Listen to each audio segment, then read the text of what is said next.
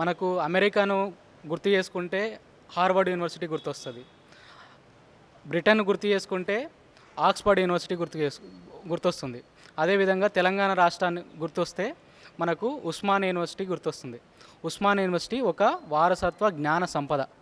కానీ తెలంగాణ రాకముందు, తెలంగాణ వచ్చిన తర్వాత మనం అంచనా వేసుకుంటే ఉస్మానియా యూనివర్సిటీ పరిస్థితి తెలంగాణ రాకముందు దేశవ్యాప్తంగా ఉన్నటువంటి అన్ని విశ్వవిద్యాలయాల్లో టాప్ 10లో ఉన్నటువంటి ఉస్మానియా విశ్వవిద్యాలయం ఈరోజు టాప్ ఎక్కడుందో మనకు తెలియని పరిస్థితి. సో మేమేమంటున్నామంటే తెలంగాణ ఉద్యమంలో ఉస్మానియా యూనివర్సిటీ అనేది చాలా కీలకమైనటువంటి పాత్ర పోషించినటువంటి సమయంలో అప్పుడున్నటువంటి ఉద్యమ నాయకుడు ఉన్నటువంటి కేసీఆర్ గారు ఎవరైతే ఉన్నారో, నేను తెలంగాణ ప్రత్యేక రాష్ట్రంగా ఏర్పడితే తెలంగాణలో ఉన్నటువంటి అన్ని ప్రభుత్వ విశ్వవిద్యాలయాలను ఆక్స్ఫర్డ్, హార్వర్డ్ ఇట్లాంటి స్థాయిలో ఫెసిలిటీస్ కల్పించి అభివృద్ధి చేస్తామని చెప్పడం జరిగింది. కానీ తెలంగాణ ప్రత్యేక రాష్ట్రంగా ఏర్పడిన తర్వాత ఇక్కడ వాళ్ళు ఖచ్చితంగా ఒక హామీ అయితే ఇవ్వడం జరిగింది. అది మేము అధికారంలోకి వస్తే 2014లో అధికారంలోకి వస్తే కేజీ నుంచి పీజీ వరకు ఈ యొక్క ఉచిత విద్యను కూడా అందిస్తామని చెప్పడం జరిగింది. కానీ తెలంగాణలో టీఆర్ఎస్ అప్పుడు ఉన్నటువంటి టీఆర్ఎస్ పార్టీ అధికారంలోకి వచ్చిన 2014లో అధికారంకి వచ్చిన తర్వాత ఏ ఒక్క యూనివర్సిటీని కూడా పట్టించుకున్నటువంటి పరిస్థితి. అంటే ఉస్మానియా యూనివర్సిటీకి కావాల్సినటువంటి నిధులు దాదాపు 1000 కోట్లు అవసరమైతే దాదాపు 450 కోట్లు. మిగతా యూనివర్సిటీలకు కూడా అదేవిధంగా అరకొర నిధులు ఇచ్చి ఈ యొక్క ప్రభుత్వ యూనివర్సిటీలను మొత్తంగా నిర్వీర్యం చేసేటువంటి ప్రయత్నం గత బీఆర్ఎస్ ప్రభుత్వం ఖచ్చితంగా చేసిందని కూడా మనకు తెలుస్తూ ఉంది. కాబట్టి మరి గత ప్రభుత్వం నిజంగానే ఇక్కడ ప్రభుత్వం రిక్రూట్మెంట్ చేయలేక కావాల్సినంత బడ్జెట్ ఇవ్వలేనప్పుడు యాజ్ ఏ విద్యార్థి నాయకుడిగా మీరు ఏమైనా ప్రొటెస్ట్ చేశారా? దీనికి ఏఐఎస్ఎఫ్ ఆధ్వర్యంలో మేము 2014 నుంచి 2023 వరకు అనేకమైనటువంటి కార్యక్రమాలు వివిధ విద్యార్థి సంఘాలతో కలుపుకొని తెలంగాణలో ఉన్నటువంటి అన్ని విశ్వవిద్యాలయాల్లో రౌండ్ టేబుల్ మీటింగులు పెట్టడం, సంతకాల సేకరణలు చేయడం, లేకపోతే విద్యార్థులందరికీ రీచ్ అయ్యే విధంగా కరపత్రాలు ముద్రించి తెలంగాణలో ఉన్నత విద్య అదేవిధంగా ఈ విధంగా నిర్వీర్యమవుతుంది, మనందరం కూడా ఏకమవ్వాలి, ఈ యొక్క ప్రభుత్వానికి వ్యతిరేకంగా కొట్లాడాలని మేము అనేకమైనటువంటి ఉద్యమాలు చేసినాం. అప్పుడు ఉన్నటువంటి బీఆర్ఎస్ ప్రభుత్వానికి రిప్రజెంట్ చేసేటువంటి అవకాశం ఉంటుంది, డిమాండ్ చేసే అవకాశం ఉంటుంది. ఎలక్షన్స్ వచ్చినప్పుడు ఈ యొక్క ఏదైతే మనకు హామీలు ఇచ్చిరో హామీలు నెరవేర్చినప్పుడు ఓడగొట్టేటువంటి అవకాశం కూడా విద్యార్థులకు తెలంగాణ సమాజానికి కూడా వచ్చింది.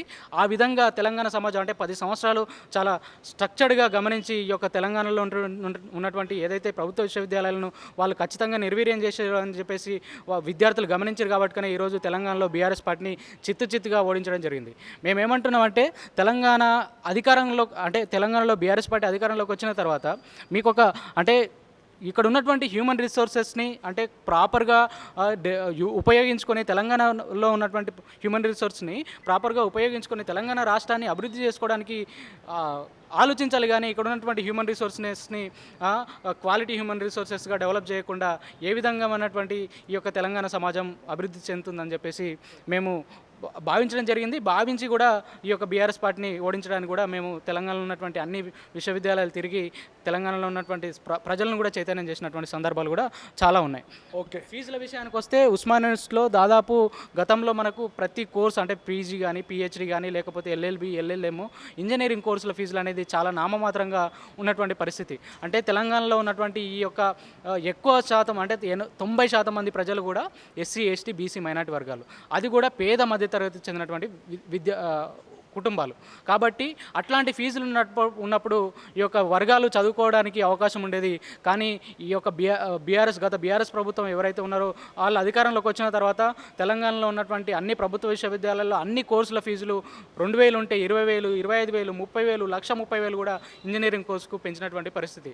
కాబట్టి ఈ యొక్క ఫీజుల పైన మేము అలుపెరుగని పోరాటం దాదాపు 6 నెలలు కూడా మేము పోరాటం చేయడం జరిగింది. దీన్ని అన్ని విశ్వవిద్యాలయాలకు రాష్ట్రంలో ఉన్నటువంటి తెలంగాణ సమాజాన్ని కూడా తెలియజెప్పడం జరిగింది. ఆ క్రమంలో మాకు తెలంగాణలో ఉన్నటువంటి అన్ని పౌర సమాజంలో ఉన్నటువంటి కొంతమంది మేధావులు ప్రొఫెసర్లు కూడా మద్దతు తెలపడం జరిగింది. కాబట్టి మేము ఈ యొక్క నూతన కాంగ్రెస్ ప్రభుత్వానికి ఒకటే విజ్ఞప్తి చేస్తూ ఉన్నాం. మీరు మేనిఫెస్టోలో ప్రకటించినట్టుగా ఏదైతే ఉస్మానియా విశ్వవిద్యాలయం అదేవిధంగా తెలంగాణలో ఉన్నటువంటి అన్ని విశ్వవిద్యాలయాలకు మేము ప్రాపర్గా నిధులు కేటాయించి ఈ యొక్క విశ్వవిద్యాలయాలను కాపాడుతామని చెప్పడం జరిగింది. కానీ మొన్న బడ్జెట్లో చూసినట్టయితే మీరు ఏదైతే బడ్జెట్లు కేటాయించారో గత ప్రభుత్వం కంటే భిన్నంగా ఏం లేదు. కాబట్టి భవిష్యత్తులోనైనా ఇట్లాంటి తప్పులు చేయకుండా ఖచ్చితంగా మీరు ఈ యొక్క తెలంగాణలో ఉన్నటువంటి అన్ని ప్రభుత్వ విశ్వవిద్యాలయాలను అభివృద్ధి చేయాల్సినటువంటి బాధ్యత కాంగ్రెస్ ప్రభుత్వం పైన ఉన్నది. ఆ కాంగ్రెస్ ప్రభుత్వం కూడా ఆ విధంగా ఆలోచించాలని చెప్పేసి ముఖ్యమంత్రి రేవంత్ రెడ్డి గారికి విజ్ఞప్తి చేస్తా ఉన్నాం. వింటున్నారా సీఎం గారు? ఒక ఉస్మాన్ యూనివర్సిటీ పరిషత్ ఒక విద్యార్థుడు, అదేవిధంగా ఏఎస్ఎఫ్ఐ సెక్రటరీ, ఇక్కడ స్టూడెంట్ లీడర్, ప్రతినిత్యం విద్యార్థుల పట్ల విద్యార్థుల సమస్యలను తెలుసుకుంటూ వాళ్ళ మీద ప్రొటెస్ట్ చేస్తున్న నాయకుడు అతను. దయచేసి ఇక్కడ ఉన్నటువంటి ఉస్మాన్ యూనివర్సిటీలో ఉన్నటువంటి not only Osman university, entire తెలంగాణలో ఉన్నటువంటి అన్ని విశ్వవిద్యాలయాల పరిస్థితి దాదాపు అదే విధంగా ఉంది. కాబట్టి వెంటనే దాని మీద మీరు చర్య తీసుకోవాలి. ఎందుకంటే మీరు ప్రజల తెలంగాణ, రిక్రూట్మెంట్ తెలంగాణ, మేము 2 లక్షల ఉద్యోగాలే మా ధ్యేయం, మా లక్ష్యం అన్నారు కదా. నిజంగా ఆ విషయం పట్ల మీకు చిత్తశుద్ధి ఉంటే ఇక్కడి నుంచో మీరు స్టార్ట్ చేయాలని ముందుగా కోరుతున్నాను. అదేవిధంగా ఉస్మాన్ యూనివర్సిటీలో ప్రధానంగా ఇంకొక ఆరోపణ ఏమేస్తుందంటే ప్రొఫెసర్ల యొక్క పదోన్నతుల విషయంలో అవకతవకలు జరిగాయని పదే ఇక్కడ సత్య గారు చెప్తున్నారు. నిజంగా అందులో ఎంతవరకు నిజం ఉంది, లేదంటే నిజంగానే అవకతవకలు జరిగినాయి ఒకసారి తెలుసుకునే ప్రయత్నం చేద్దాం. రండి. చెప్పు సార్. గతంలో ఉన్నటువంటి బీఆర్ఎస్ ప్రభుత్వం అండదండలు చూసుకొని ఇక్కడ ఉన్నటువంటి వైస్ ఛాన్సలరు లేకపోతే ఇతర ఉన్నత అధికారులు ఏం చేశారంటే వాళ్ళకి ఎవరైతే అనుకూలంగా ఉంటారో అట్లాంటి ప్రొఫెసర్లకు వాళ్ళకి ఎలిజిబిలిటీ లేకున్నా కానీ సీనియర్ ప్రొఫెసర్లుగా అర్హత కల్పించడం జరిగింది. దానికి నిదర్శనమే మనకు సైన్స్ కాలేజీలో ఉన్నటువంటి ఒక డీను బాలకృష్ణ అనే అతను రాయనటువంటి పేపర్ను అతను రాసినటువంటి అంటే నేనే రాశానని చెప్పేసి ఎల్స్వేర్ పత్రికలో నేను రాసినని చెప్పేసి ఈ మన ఉస్మాన్ యూనివర్సిటీకి సబ్మిట్ చేసి ఆ సీనియర్ ప్రొఫెసర్ కావడం జరిగింది. ఆ క్రమంలో మేము మొత్తం ఆర్టీఐ డేటా తీసుకొని అతని డేటా చెక్ చేసినటువంటి క్రమంలో ఎల్స్వేర్ అనే జర్నల్లో ఇతని యొక్క ఆర్టికల్ అనేది లేకపోవడం జరిగింది. ఆ క్రమంలో మేము ఈ యొక్క యూనివర్సిటీ అథారిటీస్కి వెళ్ళి అడిగినప్పుడు ఆ యొక్క ఎవరైతే సీనియర్ ప్రొఫెసర్గా అర్హత పొందినటువంటి బాలకృష్ణ గారు ఎవరైతే ఉన్నారో ఆయన ఉస్మాన్ యూనివర్సిటీకి లేఖ రాయడం జరిగింది. నేను తప్పుగా సబ్మిట్ చేసిన, నేను తప్పు చేసిన అని చెప్పేసి ఒప్పుకోవడం జరిగింది. ఒప్పుకున్నటువంటి క్రమంలో మేము మిగతా ప్రొఫెసర్ల యొక్క డేటా కూడా తీయడం జరిగింది. ఒక ప్రొఫెసరు సీనియర్ ప్రొఫెసర్ కావాలంటే ఆయన కింద ఇద్దరు, అంటే ప్రొఫెసర్ అయిన తర్వాత ఒక ఇద్దరు విద్యార్థులు పిహెచ్డి అవార్డు పొంది ఉండాలి. అదేవిధంగా ఆ ప్రొఫెసర్ అయిన తర్వాత 10 articles UGC care list, web of science ఇట్లాంటి జర్నల్స్లలో పబ్లిష్ చేస్తేనే ఆ ప్రొఫెసరు సీనియర్ ప్రొఫెసర్గా అవకాశం అంటే అర్హత పొందేటువంటి అవకాశం ఉంటుంది. కానీ ఏ అర్హతలు లేకుండా కొంతమంది 3 ఆర్టికల్, కొంతమంది 5 ఆర్టికల్ ఇట్లాంటి ఇవన్నీ పెట్టుకొని సీనియర్ ప్రొఫెసర్ అయినటువంటి పరిస్థితి ఉన్నది. అందులో చాలామంది అంటే యూనివర్సిటీ వైస్ ఛాన్సలర్స్ ఉన్నారు, హైయర్ ఎడ్యుకేషన్ కౌన్సిల్ చైర్మన్లు ఉన్నారు. నేను పేర్లు చెప్పదలుచుకోలే.